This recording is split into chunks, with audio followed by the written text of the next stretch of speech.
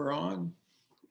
This is George Gruhn from Gruhn Guitars, and ready to do another question and answer session. And we've got plenty of questions, and hopefully I'll have some good answers. Ron Garrett, Bethany, Connecticut. I own a 1953 Martin D18, and it is my understanding that in the early 50s, Martin made changes and improvements to that model. Can you discuss those changes and what was the result? Or was the result considered a better guitar? And basically, I've answered similar questions before, and in my opinion, there was nothing about a 50s Martin that was superior to a 40s Martin, and certainly not superior to a 30s Martin. In the 1930s and through 1944, Martin was using Adirondack spruce, and until late 44, they had scalloped bracing. After that, they went to non-scalloped. The scalloped bracing, in the opinion of most players, sounds better. In the 50s, they had Sitka spruce, non-scalloped bracing, same type steel T-bar in the neck that they had earlier, from late 34 on up until the late 60s. They had the steel T-bar. But the answer is no, there's really nothing about the 50s that would be considered an improvement over what they had previously, but they were still very good guitars. The brand new Martins made right now have many features that I consider in some ways superior to the 50s. For example, the new D18 today has better intonation than the older ones, has an adjustable truss rod, and has scalloped forward shifted bracing like they had in the 30s. But the 50s guitars still are very good instruments, and especially if they've been set up well, they certainly perform extremely well. They're good instruments. Barbara Smith asks, I would love to hear from George about the 1933/34 Gibson L-00. I have one, and it is a fabulous and fun instrument. Would love to hear what you know about these. Hope all is well. The L-00 is a model that came out right around 1929 and was made right on through 1942. It was a relatively inexpensive Gibson, but it was a good quality instrument. They measure 14 3/4 inches wide at the lower bout, and they have the same basic body shape as the 12 fret style Martin 00 and 000s had. And the body shape was pretty clearly so similar to the Martin shape that it was hardly coincidence that it pretty much had to be copied. And the bracing pattern also on the L-00, the X bracing, which Gibson adopted also starting right around 29, is pretty clearly too close to Martin's to be purely coincidence.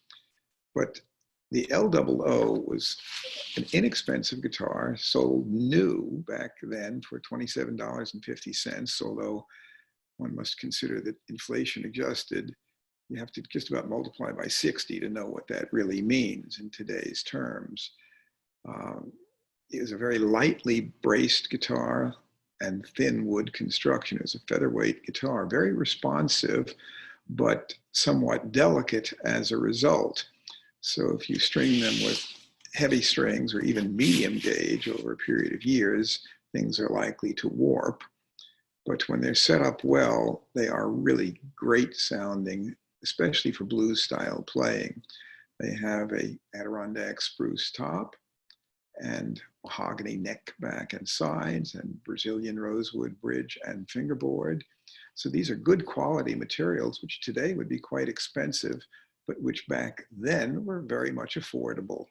So even on what Gibson considered to be their entry-level guitar, they were using materials which today would be considered really premium. And they are good guitars. They're not fancy, but they're good. Mark Finkelpearl in terms of this generation of pickup makers, from Lala to Fralin, Bare Knuckles to Arcane, do you have any favorites? Frankly, there are plenty of good boutique pickup makers today.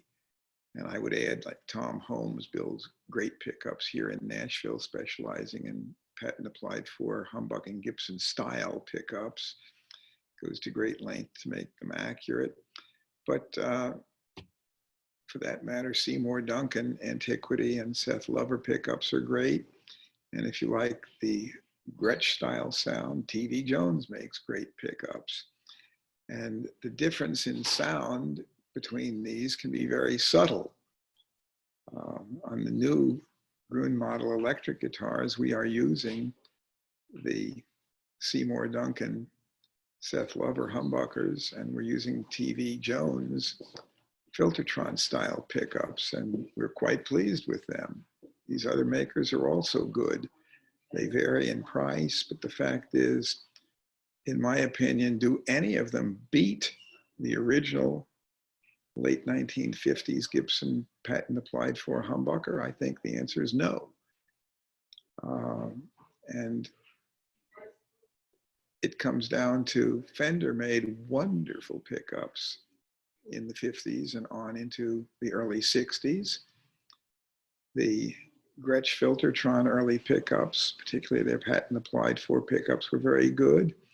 And the original Gibson P90s of the 50s and the patent applied for humbucking pickups from mid 57 into the very early 60s are very, very fine pickups. And most of these folks are busy trying to replicate that sound. And in my opinion, they haven't beat it, but they're certainly getting on up there. But I'm not about to endorse one versus another, other than to say that, yes, there are numerous makers today building truly very good pickups. But getting the exact formula of the old ones to the point of beating the old ones, I'm not convinced that they've done that. There's a Leonardo. How do you weigh in on a 1963 Fender Stratocaster made of Carina, only 5 made, with honest wear and sunburst? Can or would you justify a price of around $60,000? Well, first, Fender's records from that period are not available. So how one would determine that there were only 5 made beats me. Second, I've seen a number of mahogany Stratocasters from the 60s, but I haven't ever personally seen one in Carina wood. And if indeed only 5 were made, that's rare enough that I wouldn't expect all 5 to still be in existence or in good condition.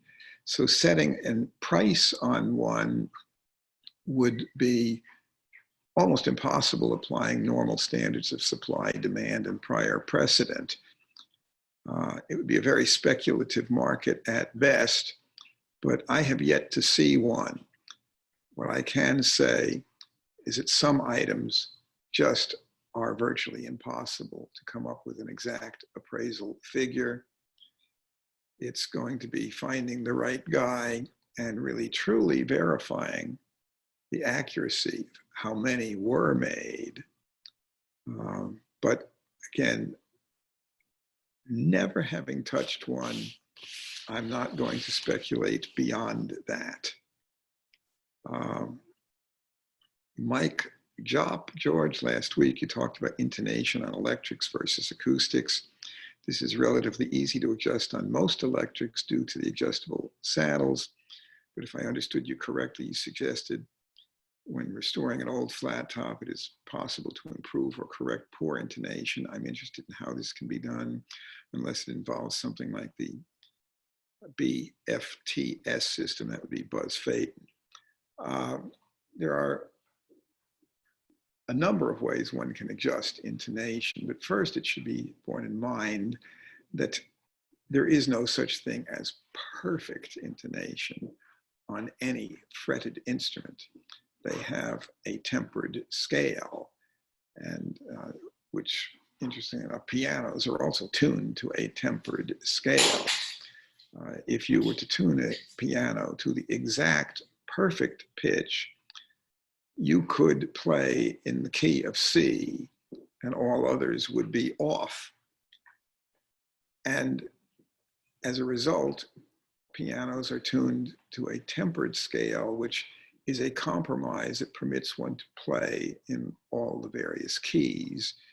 But if you have a good enough ear, it is a little bit off. If one is playing on a bowed instrument with no frets, such as violin, viola, cello, bass, the stringed instruments, those can be played perfectly in pitch if the player has indeed perfect pitch ears and the ability to do that. But that means that when a violinist is playing a solo accompanied by piano, he will actually have to adjust his intonation slightly to be in tune with the piano versus playing in strictly a string quartet where there are no tempered scale instruments. On a flat top steel string or classical acoustic guitar, one can adjust the nut and the saddle, but also it is worth checking to see if the fret scale is accurate. For example, Gibson, for many years, used the old Greek Pythagorean formula to determine fret position, and it was pretty good, but it was not absolutely perfect. The Pythagorean formula would place the first fret at 1/17 of the distance from the nut to the saddle, and then they would take the next fret and place it at 1/17 of the distance from the first fret to the saddle, and then for the third fret, they take 1/17 from the position of the second fret to the saddle. But again, there was a slight error, and what this did was it would compound that error so that by the time you got to the 12th fret, things were off.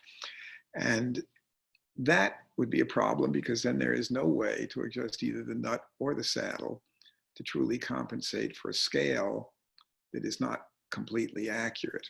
It's only a little bit off, but it's enough off that if you have a really good ear, especially in a recording studio, it can be heard. On most of the modern guitars today, the scale is quite accurate as far as the fret scale, but we do find, especially on used and vintage instruments or instruments that have twisted a little bit in shape over the years where the body may buckle up a little bit or warp slightly, that the position of the saddle may be a bit off. So when we are setting one up, we do check saddle position and the nut, and one can adjust at the saddle and the nut and be truly perfect in intonation on some guitars, again, as perfect as can be. No fretted instrument is truly perfect, but there are a few guitars that the fret scale is so off that to really get it right, you'd end up refretting the guitar or making a new fingerboard, but you'd have to change the actual fret position. But generally from guitars by well-respected makers, one does not have to do a refret. But true perfection of intonation is just not about to happen. Scott Shapiro, how would you rate the quality of the 1970s Fenders, Strats, and Tellys versus models today? Do you consider 1970s Fenders vintage? I've discussed some of this previously, and that is that 1970 these days was 50 years ago. But I don't consider 1970 to be a golden era piece. It's old, but the term vintage is problematic because it implies an age to be good. Whereas when I started out opening my shop in 1970, a 50 guitar was only 20 years old. So a Fender Broadcaster would be only 20 years old, and the oldest Strat in the world would have been about 16 years old in 1970. So it didn't have to be ancient to be classified as vintage or golden era. But I prefer the term golden era now because the term vintage has become almost meaningless because it implies an age, whereas D'Angelico died in '64, and his best ones were some of his last. Jimmy D'Acquisto, D'Angelico's apprentice, died in '95, and the most valuable ones he made were some of the very last. For an individual luthier, his best work is likely to be his most recent. But for companies like Martin, Gibson, Fender, some of their best work might have been back pre-World War II for their acoustic guitars, and 1950s through early 60s for their electrics. But the new guitars made right now are actually very good, and in most cases far better than the instruments made in the 1970s. So I would say that the 1970s guitars sometimes command a good price for nostalgia, and for today's millennials, those things predate them. So they view those as vintage, but I view them as nostalgic. And to me, the ones I'd rather have are golden era. Bo Watson says, I have a Martin D45 that bears no serial number, only Brazil and D45 on the neck block. Brazilian rosewood back, sides, and peg head veneer. Story was this was a prototype for the D45 Brazilian run, produced in the 1990s. Sounds and looks fantastic. Does lack of serial number affect the value?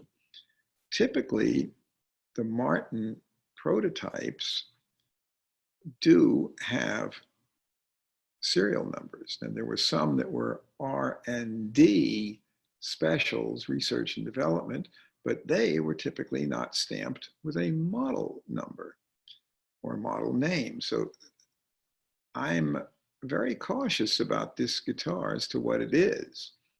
And without seeing it in person, I don't have an opinion right now, but what I would suggest for the owner is that he email me photos to george@guitars.com, and I will do my best to research that instrument and get back on that. But right now, I'm rather cautious. But again, send me good photos, front and back, and picture of the neck block to george@guitars.com. That is my personal email, and any of you folks who want to contact me, not just Bo Watson, but anybody else who wants to reach me direct, that's my email. David Meyer, why are Tough Dog tellies so expensive compared to regular tellies? Well, the Tough Dog telly was a Merle Haggard signature tribute telly, custom shop guitar. And as is typical of Fender custom shop instruments, they cost more than the standard factory run. And Fender does charge a premium for that. Just looking at some listings online, I've noticed that some people are asking almost twice as much as others for the same thing. And asking and getting are not necessarily the same. But custom shop instruments, especially things produced in rather limited numbers, often are speculative on market value. But in this instance, that is a model that was offered from 2009 through 2018. They should be common enough that they shouldn't actually be differing by such a wide range, in my opinion. I think some folks are just asking speculatively high prices. But they are certainly worth more than a standard line, production line model. From Michael Rosen, you discussed Chinese and Japanese versions of Gibsons, Epiphones, Fender, etc. What about Korea, Indonesia, and Vietnam as source countries for guitars like PRS? At this point, Korea certainly has come a long way. And in fact, at this point, Korean work is expensive enough that that's one reason why a lot of things are today made student models or lesser models in Indonesia, China, and Vietnam. Vietnam actually has some guitar makers doing quite good work. The quality of Indonesian work also is much beyond what it had been, but that's true of China as well. And I've said it before, and I'll say it again, not all makers are created equal. And just like I was saying, you know, what's the quality of American guitars? Well, that varies. It depends who made it. What's the quality of Korean, Indonesian, Vietnam, China, whatever? They vary enormously. They're not all the same. But there are certainly some instruments today made in Korea that are remarkably good.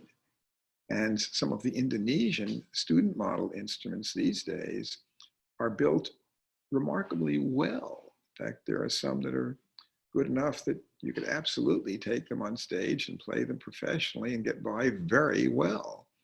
And I have played some Vietnamese acoustic guitars that I was rather well impressed by. So the fact is, you don't know how good it is just by country of origin. You have to know which factory, which individual luthier made it. Because even in China today and in Japan, there are individual handcraft luthiers who do world-class work. So in general, Vietnam and Indonesia these days offer lower prices even than China. So some distributors are having instruments made there. And if it's in a good quality factory, in Indonesia, for example, a lot of those factories are Japanese owned. And they have Japanese technicians supervising and have sophisticated state-of-the-art computer numeric controlled instruments often made in Japan for their factory manufacturing. So they can make a very good quality guitar. So Michael, Gauff, historically, how does a national economic downturn impact the vintage guitar market? Undoubtedly, they are hit by economic conditions, but do they recover price-wise like the general economy, or slower or faster, years or years behind? It's Mike in St. Augustine. Well, the guitar market does not exist in a vacuum. Obviously, if the economy overall takes a steep downturn, it can be more difficult to sell guitars. But does it have to move lockstep with the stock market? The answer is no, it doesn't. For example, at times when the stock market is rapidly rising, it does not help the guitar market, because a guitar requires maintenance. It requires temperature and humidity control to keep it in good condition. And if you play it a lot, it may need maintenance simply because of wear. If you buy a stock, you don't have to worry about storage. It won't break, it won't warp. If you have it properly registered, it's not going to get stolen from you. A guitar has to be kept secure, and but you can't play a stock. It's not, you can't listen to it, you can't perform with it. But the other factor, there are numerous factors that impact the guitar market. Another is demographic shift. Something like the tenor banjo market is very much down. Most of the people who played Dixieland, which is what tenor banjos and plectrum banjos were designed for, are either already dead or retirees. There's not a lot of younger folks playing those instruments unless they're playing Irish music, in which case they may play short scale tenors, but typically the Irish players aren't willing to spend much. So musical tastes can change, demographic shift can affect markets, and rap and hip hop don't use high quality guitars for the most part. So things that were popular for one generation may not be for another. But the very finest vintage, or what I would consider golden era pieces, are likely to hold their value for many years to come. But there's no question, for example, the recession that hit very hard in 2008, but really started by mid-07. The US government didn't declare that we were in recession until October of 08, but it was obvious by mid-07 that it was happening. That took a sharp downturn on many prices, and it took some years to recover. Basically, there's three types of buyers. There's utility tool users who really don't care much about originality or whether it's vintage or not. They just want something that feels good and sounds good. Then there's true collectors who can write books and articles about the instruments and are very concerned with originality and condition. And then there's speculators who've just seen that the price is X. Last year it was half X, and they speculate that next year it'll be 2X, and they're going to get in and buy. They'll pay top dollar retail today because they think it's going to be worth more later. That's in some ways like buying stock. You don't get a quantity discount on buying stock.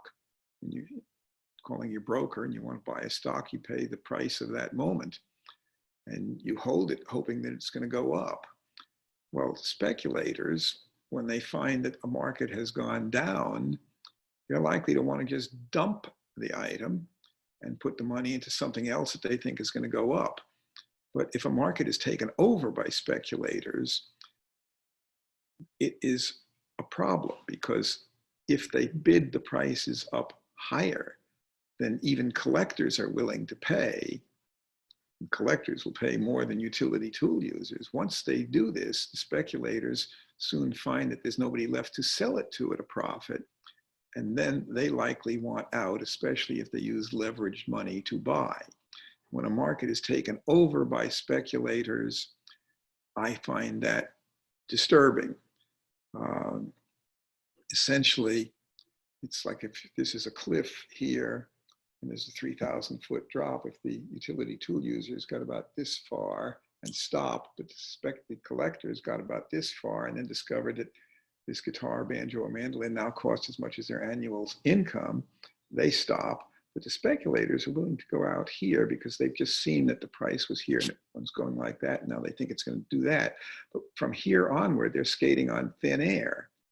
And they do that for maybe a year and a half, after which the little roadrunner out here goes beep, beep. And Wile E. Coyote goes oops and falls. So at any rate, yes, the market can change, but the true great instruments still, over the long haul, have done well. But if they get pushed too high by speculators, don't be surprised if there's a correction, because there has to be a solid foundation under the market of people who actually want to own one and keep it. If the only buyers are people who are intending to flip it, and beyond point X, nobody who intended to keep one has been known to pay beyond X, then it's likely to correct back to X for a while. And eventually, as inflation goes on, prices may yet go up. But this idea that instruments can do nothing but go up would be a mistake. And to think they simply follow in lockstep with any other market, that's also a mistake. There's numerous factors impacting this market. Keith Gogan, do you have any plans for ambertone sinker mahogany D18 custom Martins? I love my white one, but would really like an ambertone. Not a big fan of sunburst. We have opted on the custom shop Martins we get with Adirondack spruce to have clear lacquer finish rather than doing ambertone stain. Many of the vintage replica stains that are designed to make it look vintage right away are somewhat artificial looking, in my opinion, sometimes too yellow, and looks a little bit like jaundice. My father was a pathologist, and I'd rather not, jaundice was not something I would consider good. But if you want the top to be a bit darker, UV light will quickly enough change it. And in the summertime, if you take the guitar out and expose it to UV for a day, you have to be careful because you may get it too hot. Don't do that. But if you're going to do it, you can put it in bright sunlight and don't leave it in there. And as soon as it starts getting a bit warm, put it back in the shade. And you can do that off and on. And it doesn't take much over 3 days to change the color. Or you can do it on a cloudy day and UV light goes through the clouds just fine. And you can, within a week, you can have your ambertone color without having stain. But it will be a naturally changed color, which in my opinion is a better looking one. Chris Coleman asks, what are your thoughts on Huss and Dalton acoustic guitars? Why do you not carry those in the store?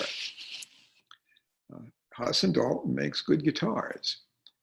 There's numerous makers who make good guitars. I don't choose to carry all of them.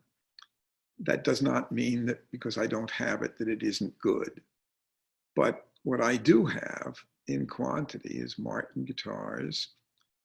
In fact, according to Martin, we are their largest independent dealer in the USA, as far as dollar volume.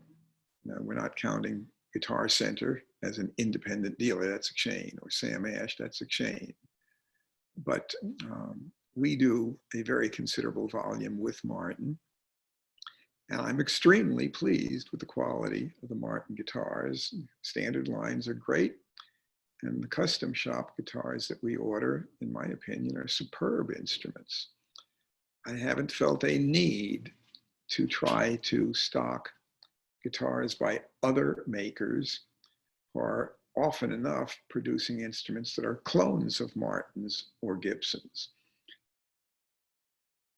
If I want a better Martin than a standard line Martin, I can order a custom shop Martin, and they have a crew of only 22 people in that factory, in that department, and they're doing a great deal of handwork, very much the way they used to be in their golden era of the 30s.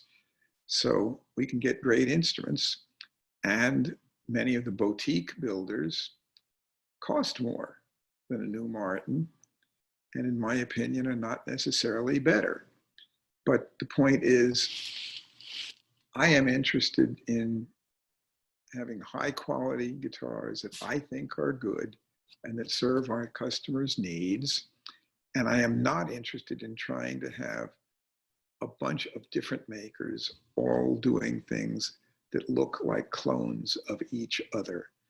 So I will choose to have Martin guitars and Fender guitars rather than clones thereof. And the fact is, yes, some of the boutique builders are building extremely good instruments. And if that's what you're looking for, what I would suggest is at least play some side by side and see for yourself which suits you. But what I stock in my store is what I know will do well for us, and instruments which I consider to be of very high quality. And they're good enough that we sell new Martins to a wide variety of customers, ranging from Vince Gill, Zach Brown, and even recently Eric Clapton got a new OM Sinker and says it's one of the best guitars he's ever played. Hardly wants to put it down since he got it. So they're good enough for people like that. And we feel honored to be able to order instruments like that and stock them.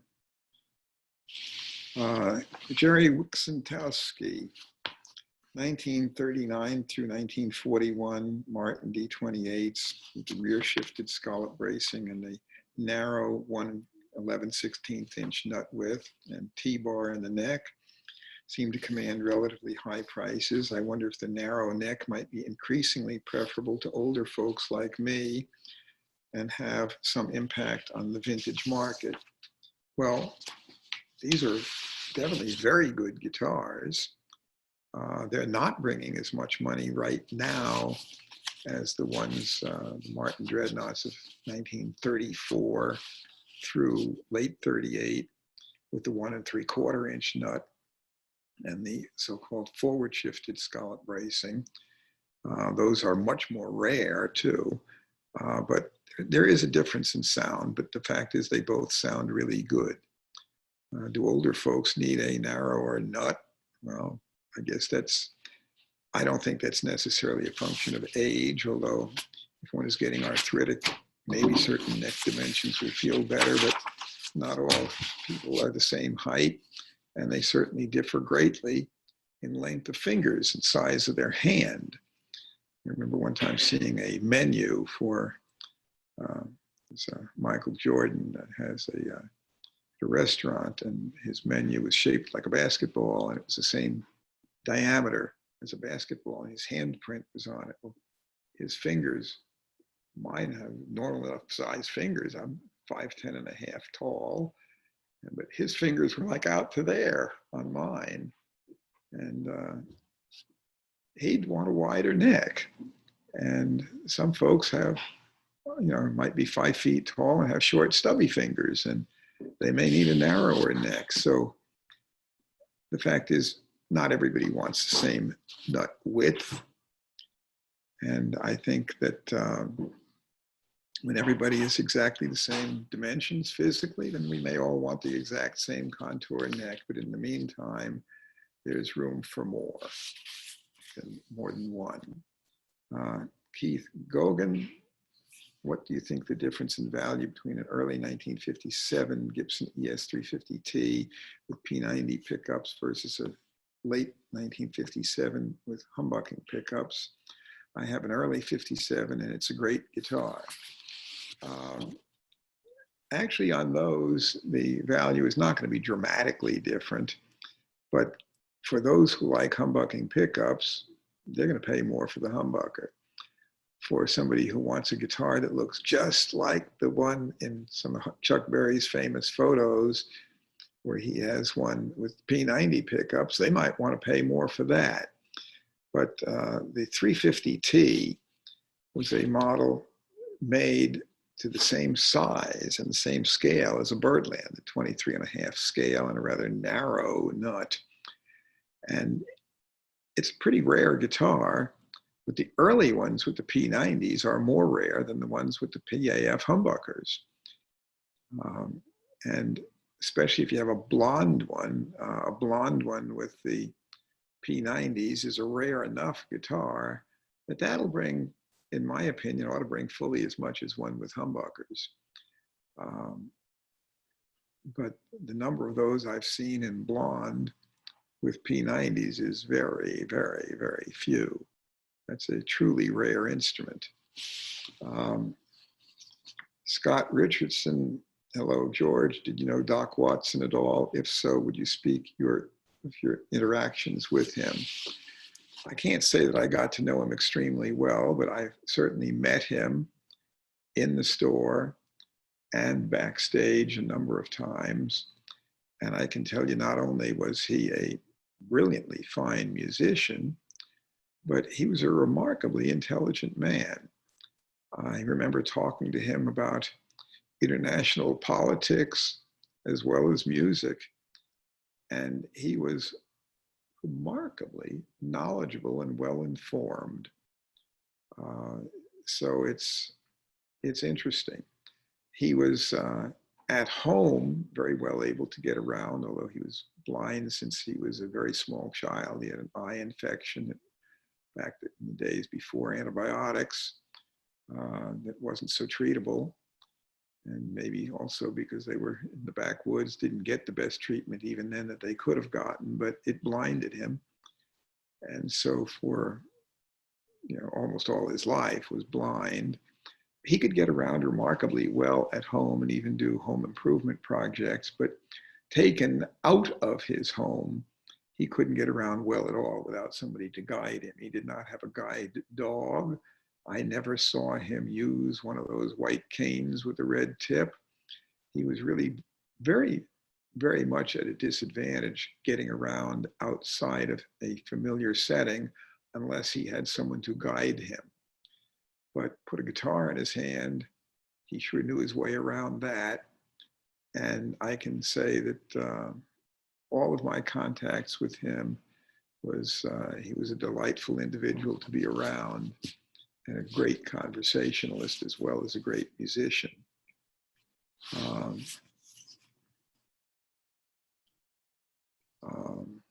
Romino Di Real, beyond the year of the guitar, which one is your favorite body shape for sound and why?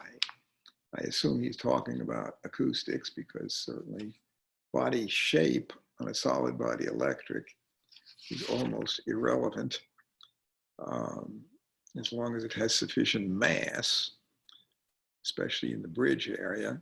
Then the solid body guitar body shape is not going to have a great deal of impact. But on an acoustic guitar, there are numerous different sizes and shapes available. And a great deal of this depends on personal preference.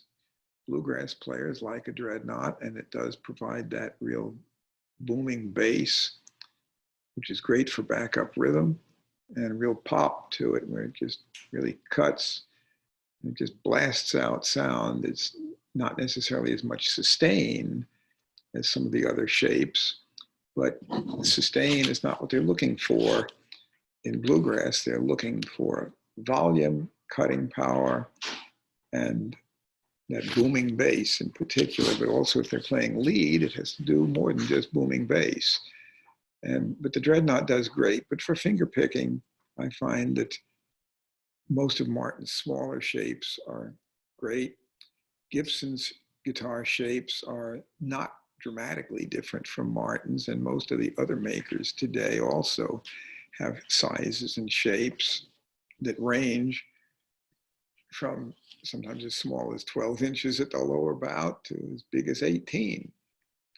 A few makers, such as Larson Brothers in Chicago, made guitars even 19 inches wide, and actually his wife had one that was as wide as 22 inches from a Larson guitar. That was a humongous guitar. But quality of guitar is also important. Aside from just size and shape, guitar has to be well designed and really well constructed to sound good. And there are some great sounding small guitars for finger picking especially. And for finger pickers, a wide variety of sizes and shapes really work quite well. And for flat picking, again, bluegrass they like dreadnoughts, but blues players go wide variety of sounds. There's so many different kinds of music. It's going to be personal preference. I personally like 16-inch wide quadruple O flat topped guitars.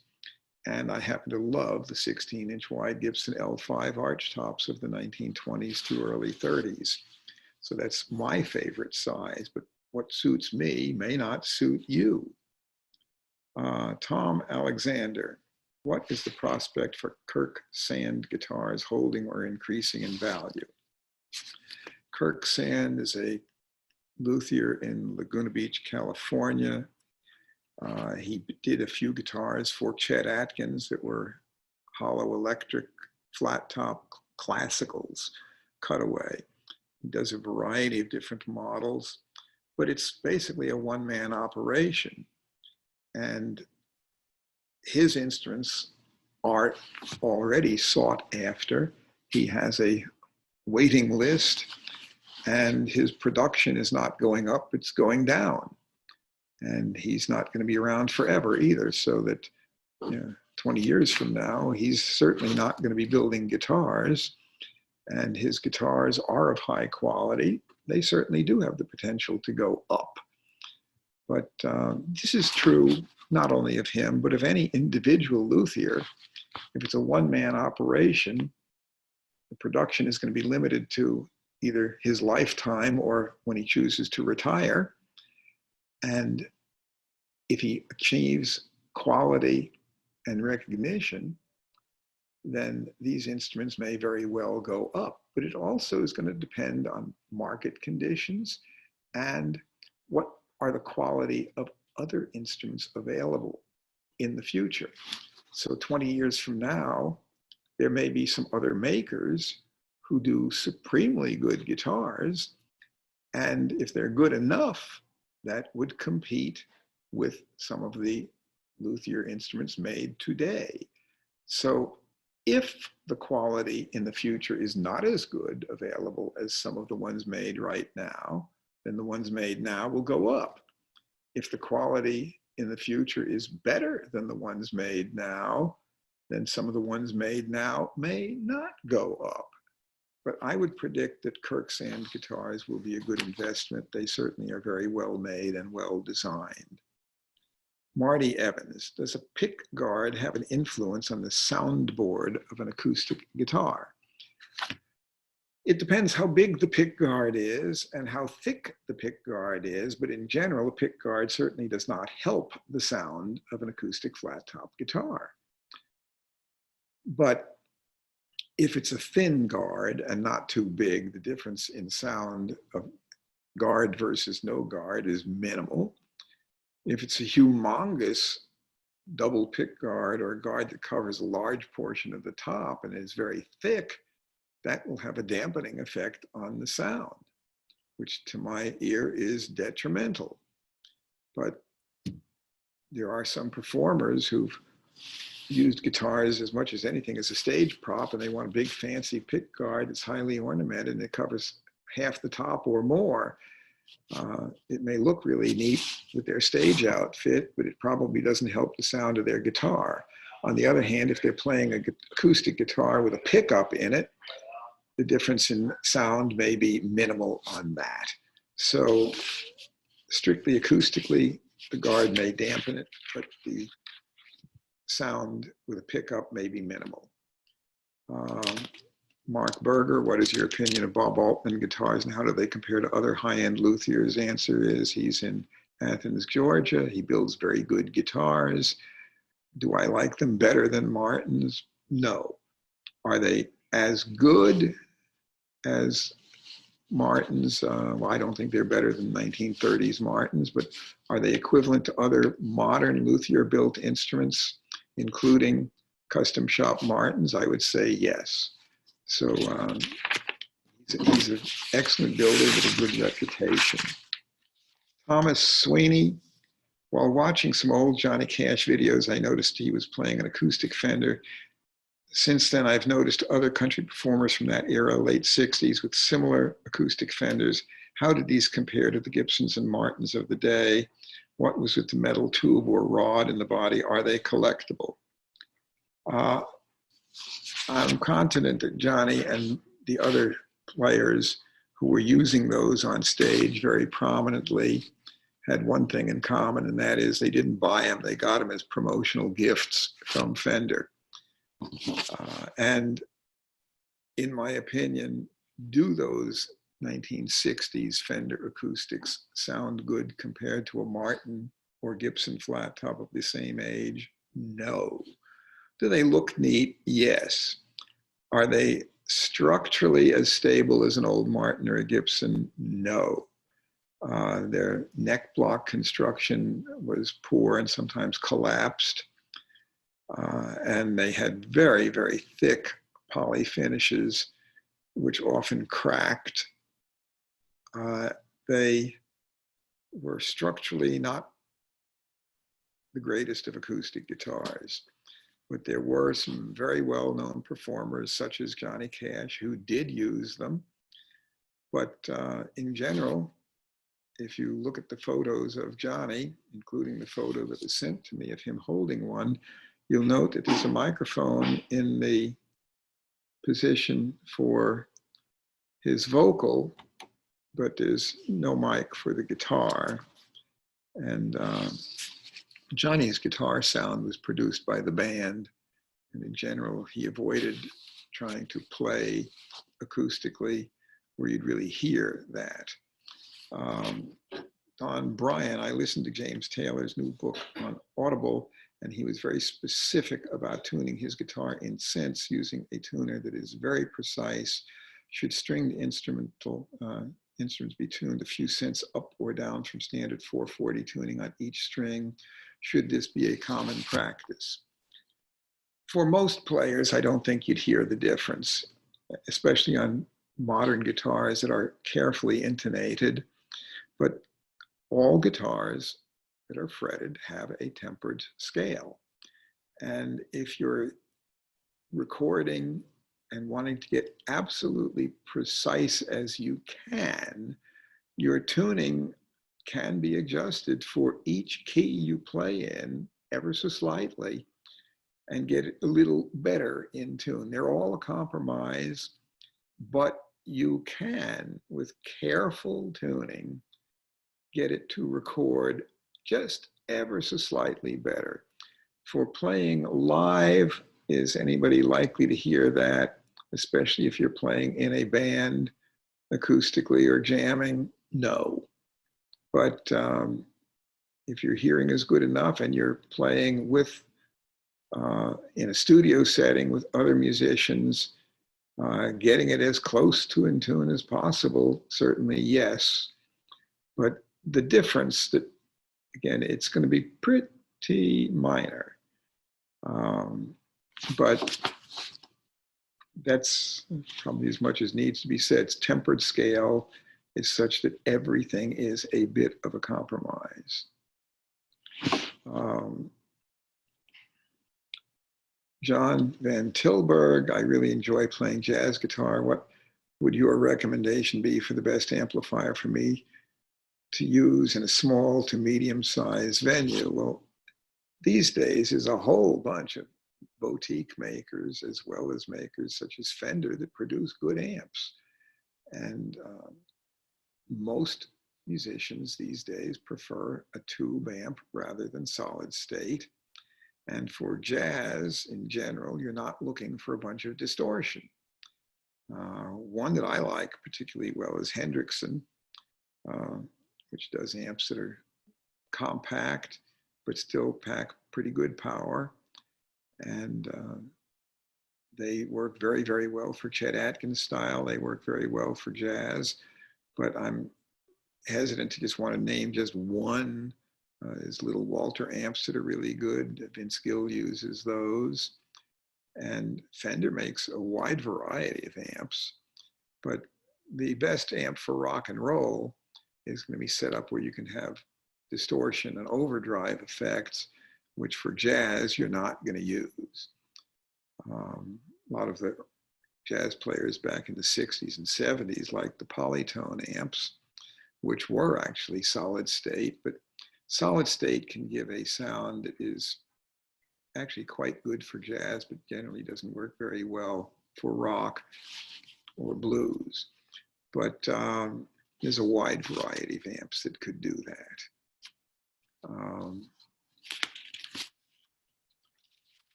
Lawrence Rutsch, the great guitars coming out of the Fender plant in the 50s and 60s were based on simple, honest craftsmanship and basic, honest materials. No one working there thought they were making extraordinary vintage value products. Would you agree? So if that is true, why can't that be easily reproduced today? Well, obviously, I've been saying repeatedly that new guitars made now are better than a lot of what was made 50 years ago. But the 50s and 60s was a lot easier to buy wood that had been well seasoned. New wood these days is almost all kiln dried, and some of that is not nearly as stable as the air seasoned aged wood. And the magnets and the type winding wires that were used back in the 50s and 60s were not anything that was specifically made for musical instruments, but the alloys used back then were basically things made for electric motors or automobile distributors and whatever. And they were not as powerful as some of the new magnets today, but they produced a great sound on a guitar pickup. And many of these same alloys and even the same type winding wire with enamel coating are not as readily available now. There are some pickup makers who are having special runs made of the right alloy magnets, but to get a decent price, you have to do a larger quantity than is easily practical for many pickup makers.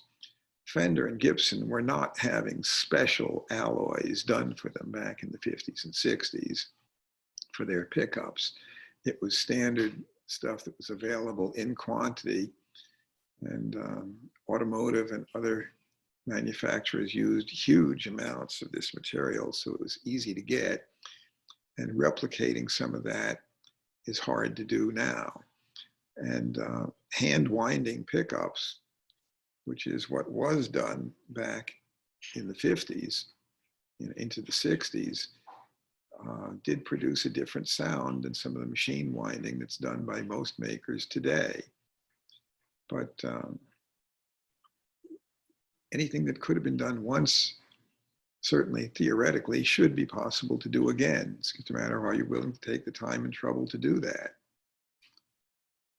Just in lieu, I'm in between a sinker OM and a quadruple O. Can George talk about the differences? Well, the OM and the quadruple O both have Martin's long 25.4-inch scale, so the neck dimensions are the same. The body shape is essentially the same, but the OM is 15 inches wide and the quadruple O is 16 inches wide. There is a bit of a difference in the sound. The balance and the tonal complexity on the low E string and the sustain on the low E, I like personally a bit better than the OM, but it's a real toss up there because the OM can do amazing enough sounds, and the OM has a beautifully focused clarity of sound, and the low E string doesn't quite have as much bass balance as the quadruple O, but the singing qualities on the trebles on the OM are just phenomenal. They're both really good guitars, and it's quite honestly a matter of personal preference. Depends on style of music you play. I happen to be real fond of the quads, but I'm also very fond of the OMs, so they're both good, and it's a matter of personal preference. You'd have to just play it and hear it for yourself. They do sound different, but they're both good. John Chamberlain in Richmond, Virginia. I'm curious as to why classical guitars have typically been constructed without truss rods. The amount of tension on the older classicals with gut strings is nowhere near as much as on a steel string guitar. And on the modern classicals with nylon or other synthetic fiber strings, that's also not nearly as much tension as on a steel string guitar, even with light gauge steel strings. So a truss rod is quite important to have on a steel string guitar, and classicals in general really don't require it.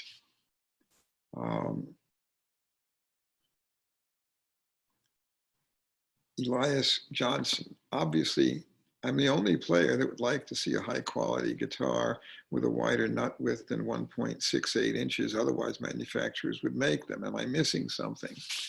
Well, I've already talked about it earlier in this hour that not everybody has the same size hands. And I personally like a 1 3/4 inch nut width. And it depends so much on the cross-section contour of the neck. But the Gruhn model electric guitars that we are producing now come standard with a 1 3/4 inch nut width. That's 1.75. And they have a rather C-shaped, fairly shallow depth neck in cross-section. And I find them to be very comfortable. And players I hand them to also seem to find them very comfortable. And for the most part, they don't notice that the nut width is any wider than on the standard 111/16 that's on a lot of Fender and Martin and Fender and Gibson electrics. Actually, most Martin guitars today are made 1 3/4, but from 1939, actually, from mid-39 until relatively recently, most Martins were 1 11/16. So this is a matter of personal preference, but it also makes a huge difference what is the neck contour and cross-section as to how that feels. But you are not alone in liking a wider neck.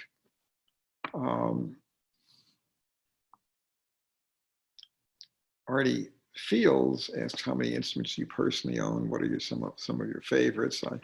I've got about 75 instruments in my personal collection, and I have a 1929 Gibson L-00 that certainly, if I had to pick one, that might well be my favorite one. But I also have an L-10, similar in age, which is a wonderful sounding guitar. But I'm also very fond of early Martin O's, and I have a 1922 0042, which is a great guitar as well as being a very rare guitar. It's, again, a lot of the instruments that I have in my personal collection are things that appeal to me just because of their historic significance, and they're not necessarily every one something that I want to play. But I have a variety also of instruments that are prototypes of models I designed over the years. So, but when I personally play acoustic guitar, I like Martin 00, OM, and quadruple O guitars. And some of the ones I really like are quite recent, especially some of my custom shop guitars, but also the 1930s, particularly instruments from about 1929 through late 38 are pretty magical, and I'm very, very fond of those. Carlos Garcia, how do you authenticate early 60s Fender Telecaster Esquire bodies that have been refinished? Are there specific marks, tooling routes to look for? I've seen the OK stamp pop up often. Is that one clue? Well, they're not all stamped that way. But in general, the more modified the body is, the harder it is to tell if it's original or not. If it's a genuine Fender body, obviously it's not fully original if it's been refinished, but sometimes things are not only refinished, but greatly modified so far as shape of the body, so the body contours. If it's much smaller than an original, you can at least tell that it's been modified. But so far as how do you tell if it was started out as a genuine Fender, the most obvious signs are usually the routing of the control cavities, the pickup cavities, and the neck pocket. And Fender's tooling was fairly distinctive. And with their router, when they started with plunge down, have a circular plunge mark. And the way in which those routes are cut is pretty distinctive. And some of it also in the pickup routes, where it didn't show, they didn't always bother sanding it really nice and clean. So there's almost a fuzzy edge to it but again, if it's been refinished, especially if the cavities have been reworked in any way, it can be difficult to occasionally impossible to be sure whether it was a genuine Fender body to begin with. But the more modified it is, the less valuable it is. And you can get to the point, if it's modified enough, even if it started out as a genuine Fender body, it no longer conforms to the specs and it no longer has much value. But keeping in mind that, again, also that there was some that Fender would have nail holes where they would actually put a few small nails in and then set the guitar down to dry and then pull those nails out after the finish dried. Those nail holes can be pretty distinctive, and they are, you can tell by spacing or whether it does have it. It has no nail holes and it's in a period when it should, and then that's a sign. But again, the more modified it is, the harder it is to tell. Tom Riley, Sydney, Australia, last week. I think in weeks prior, you've made mention of the fact that there was very little reference material available when you first started trading guitars. Now there are many reference books available. You think the library of reference material on the subject of collecting or trading vintage guitars is complete? Or would you like to see a book written on a particular, as yet uncovered period of our favorite subject? Well, I can't ever claim that anything is ever complete, but there's an awful lot of material available now. And when it comes down to books that really cover in great depth how to tell originals from forgeries, perhaps more could be written. But the problem is that as soon as you write any of that, the first people who go out and buy it are the forgers, who then themselves are very careful to copy every clue you gave and to make sure that it has all the right telltale signs. So that's one that would be interesting to see, except I'm not sure how much I'd welcome it. John Otis, how do you compare the Gibson J45 to the Martin D18, both vintage and modern day? Well, they're somewhat different in body shape. Their bracing is not identical. The materials are very much the same, but Gibson and Martin, in fact, are different beasts with different sound. And the Martins are certainly going to be preferred by most of the bluegrass players. But for a lot of blues players, Gibsons are great.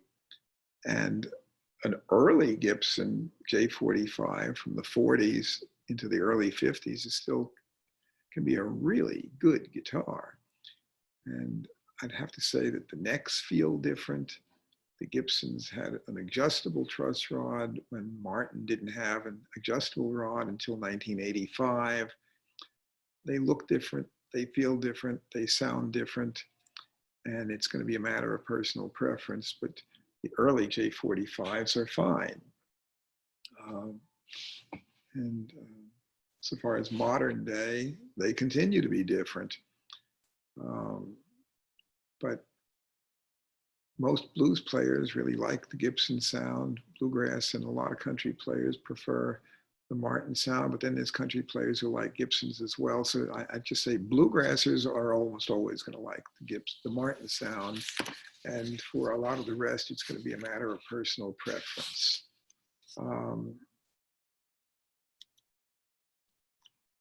Cameron from Germany, could you talk a bit about Paul Reed Smith guitars? They seem to have always been a company which prides themselves on exacting standards and high quality instruments. What do you think about potential collectability of some of the early models? Well, the first trade show they did was in 1985 at the Summer NAMM show in New Orleans. I was there. I remember personally seeing their exhibit. And at that time, in 1985, the PRS guitars were way better than the new Gibson Norland period guitars or the new Fender guitars at that time. Fender was at a sort of low ebb for quality, and that was right about the time that Fender was going to get sold to Bill Schultz and his investment group.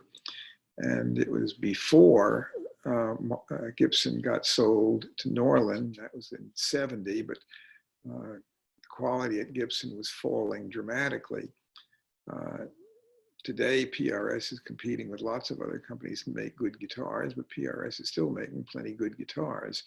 The guitars that bring the most money from PRS are very early ones, particularly 1985. But I would have to say that that's almost a let's just say it's collectability. But when it comes down to quality, PRS continues to make very good guitars. And from a strictly player's point of view, I do not feel that their early ones, in spite of the fact that they bring more money, are necessarily better guitars to play from a musician's point of view than what PRS is making right now. They are good guitars. It's a matter of personal preference, but it's, again, when they started out, they were a premium guitar at a time when their competitors from big makers were not so good. Today, new Fenders and new Gibsons are way better than what they made in '85. But PRS quality has maintained high standards. And they certainly, so far as quality of build, hold their own against almost any electric guitars in production now. Jim Leckinger, from time to time, I've seen a Gibson archtop guitar from the 30s or 40s finished in black lacquer. Do you have any insight as to why this was done? Was it strictly to cover up cosmetic imperfections in the wood? Well, there were some models that were offered standard in black, such as the early L-00, the early L10 model were black. There were some limited run guitars during World War II and in the late 30s that were black. And then there were also custom orders. And so this was not necessarily on those models. It wasn't done to hide imperfections. They may have been using funky wood on some of them, but the Everly Brothers model, also of the 60s, was always black, with the exception of a very limited run in, I think, 63, I believe, that was natural top with cherry red back and sides, but they did only a few with the Everlys. The rest were all black. But often enough, as on the L-00 and the L10, that was the standard color. Just like Les Paul Customs were black back in the 50s and onward, right on up. They still make them in black for one of the standard colors, but the early Les Paul Customs were all black.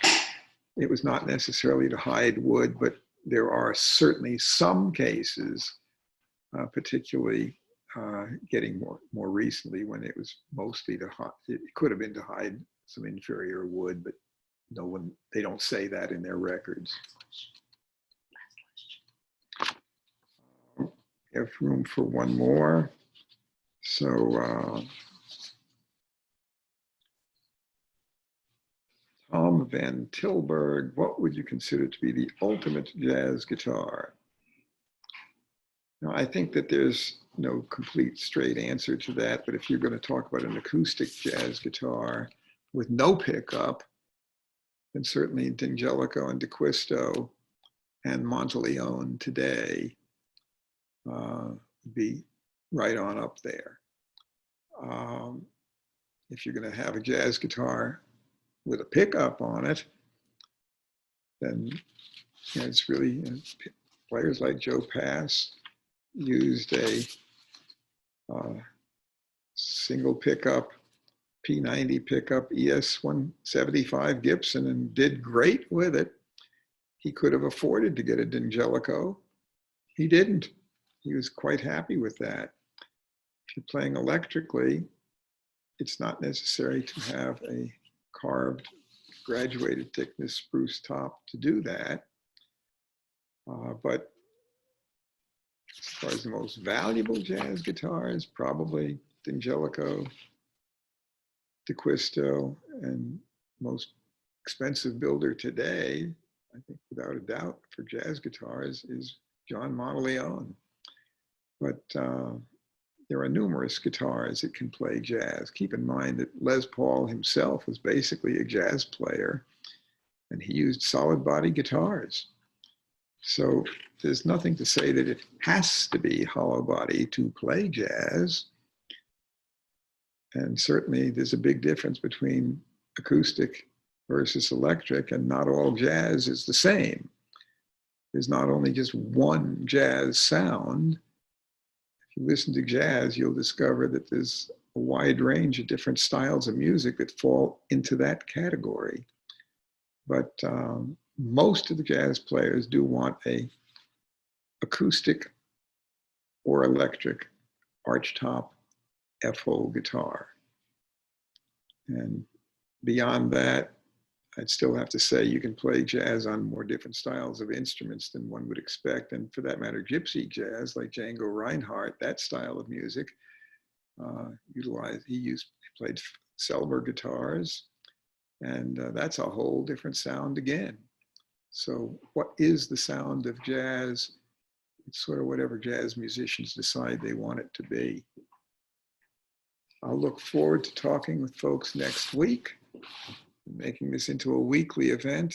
I didn't cover every single question, but those that didn't get answered, I'll try to get to next week. Until then, look forward to seeing you. Hang in there. The coronavirus is still with us.